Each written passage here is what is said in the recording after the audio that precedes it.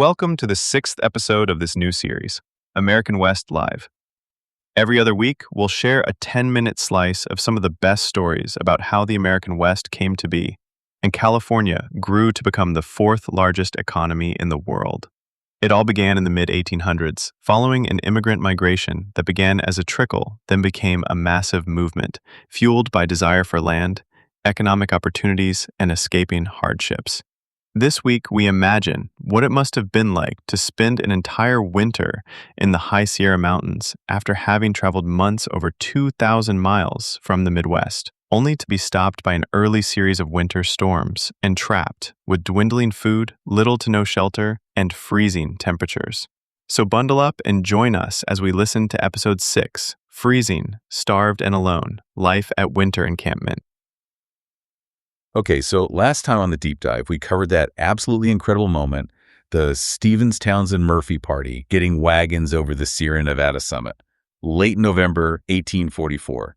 Nobody had done that before. No, it was a monumental achievement. So they pull off this amazing feat. You'd think, okay, downhill slide into California now.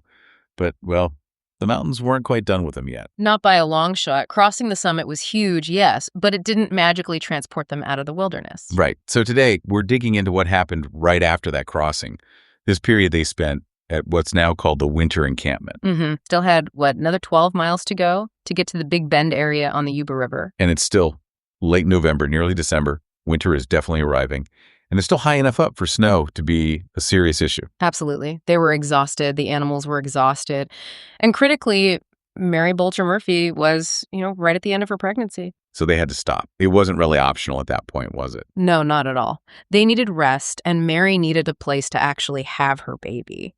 And Ann Martin Murphy was also heavily pregnant, let's not forget. So they make this temporary camp, and then December 1st, 1844, it happens. Elizabeth Murphy is born. Right there by the Yuba River. An incredible moment, a birth in the midst of this unbelievably harsh journey. But that birth also forces a decision, doesn't it? It does.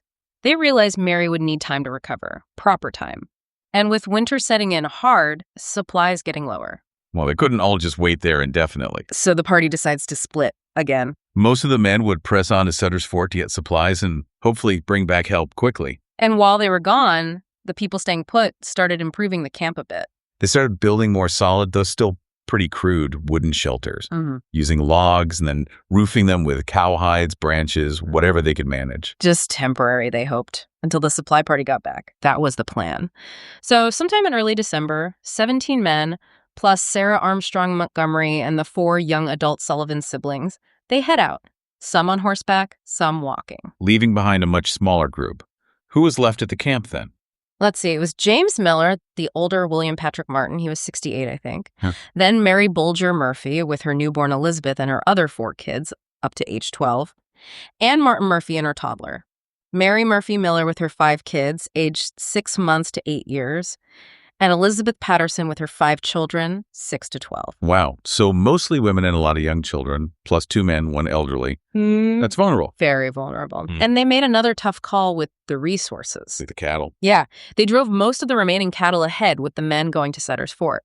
Helped break the trail, but it also meant they left just enough behind to feed the camp group for what they thought would be just a few weeks. They were counting on a quick return. They were. What they had absolutely no way of knowing was that the advance party was about to get caught up in, of all things, a local political squabble down at Sutter's Fort. A revolt. Seriously. Kind of a revolt, yeah. It held them up for 6 weeks. 6 critical weeks. Oh, no. So back at the winter encampment, those first couple of weeks must have been, okay, maybe cold, snowy, uncomfortable, sure, but bearable. Probably. I mean, they'd consolidated supplies from the original 11 wagons into the 5 that made it over. So they still had some food, cooking gear, bedding, tools, and psychologically, they'd just done the impossible, crossed the Sierra. Right. There must have been some optimism. Like, we made it this far, the end has got to be near 2,000 miles behind them. You'd think so. But as the days stretched into weeks and no sign of the men returning, that initial relief would have started to fade pretty fast. Yeah, the anxiety must have been building. Worrying about the Sutter's Fort group, obviously. And not just them. Remember the 6 people who took that other route around Lake Tahoe? What happened to them? No way to know. And the 3 young guys left back at Truckee Lake, Allen Montgomery, Joseph Foster, Moses Schallenberger, guarding those wagons. Exactly. Do they have shelter? Enough food? Are they sick? Just silence. The not knowing must have been agony. And then, after maybe 2 weeks of this waiting and worrying, 2 figures appear. But it's not the main rescue party. No, it's Joseph Foster and Alan Montgomery coming from Truckee Lake. Oh, so good news they're alive, but Yeah. bad news probably coming. Pretty much. They reported really heavy snows back there. And worse, Moses Schallenberger was now alone at that little cabin. They'd had to leave him. Alone. Oh, that's awful. And Foster and Montgomery, did they stay at the main encampment? Not for long. They saw the situation. Their supplies were already running dangerously low. They realized staying would just make things worse faster. So they pushed on towards Sutter's Fort themselves. Yeah. Imagine how that felt for the people at the camp. Seeing potential help arrive, only to leave again almost immediately because things were already so bad. Devastating. Just reinforcing how isolated and desperate they were becoming. And that's really when things took a nosedive. Another month goes by. Now it's late January. And the food they'd carefully rationed. Gone. Any hope of a quick rescue was long dead. Now it was just survival. Did they try hunting or anything? Snow was far too deep by then. Hunting, trapping, impossible. They tried fishing in the Yuba, but got nothing. Options were just disappearing. And that's when you hear those stories. Yeah. Like Elizabeth Patterson boiling shoe leather. Yeah, and the actual cowhides off the roofs of their shelters, trying to get any tiny bit of nourishment out of them. It's hard to even comprehend that level of desperation. James Miller makes a decision. He decides he has to try and get help. He leaves the camp, taking his 8-year-old son, William, with him. An 8-year-old boy out into that wilderness, the courage and the fear. It was an absolute last resort, a huge gamble heading out like that. But thankfully, down at Sutter's Fort, things were finally moving, unbeknownst to them. Right. That whole revolt situation fizzled out, turned out to be mostly political maneuvering. Sutter and Micheltorena finally gave the men permission to leave. And they didn't waste any time heading back up into the mountains, I assume? No, they knew how urgent it was. They set off north immediately. And wasn't there someone who went ahead even earlier? Yes. Dennis Martin, William Patrick Martin's son.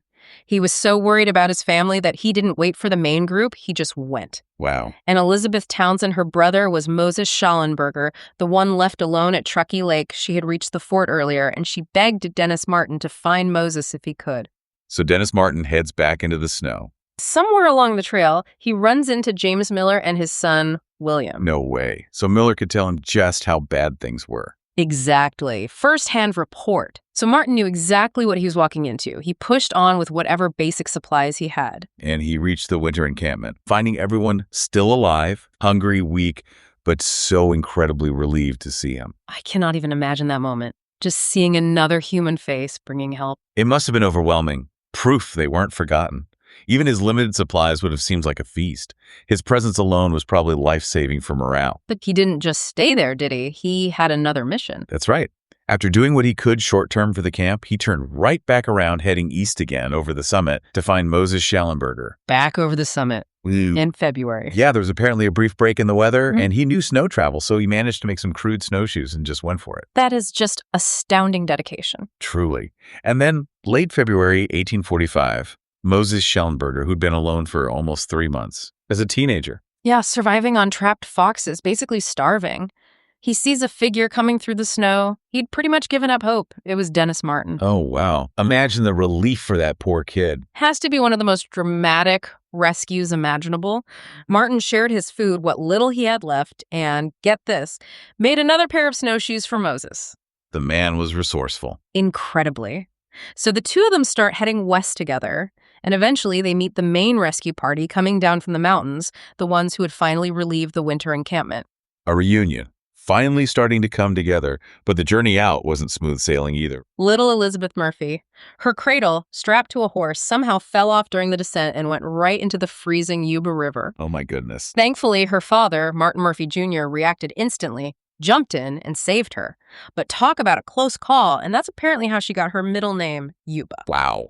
A permanent reminder of that moment. So finally, everyone gets down out of the worst of it. Yes, around the 1st of March, the whole surviving group is reunited on the north bank of the Bear River. Imagine the emotions.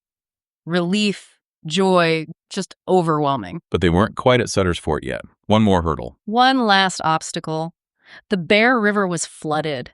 Melting snow from the mountains made it impassable. Seriously. After everything, they get stuck yards from safety by a flooded river. For about a week, yeah. More waiting, more uncertainty.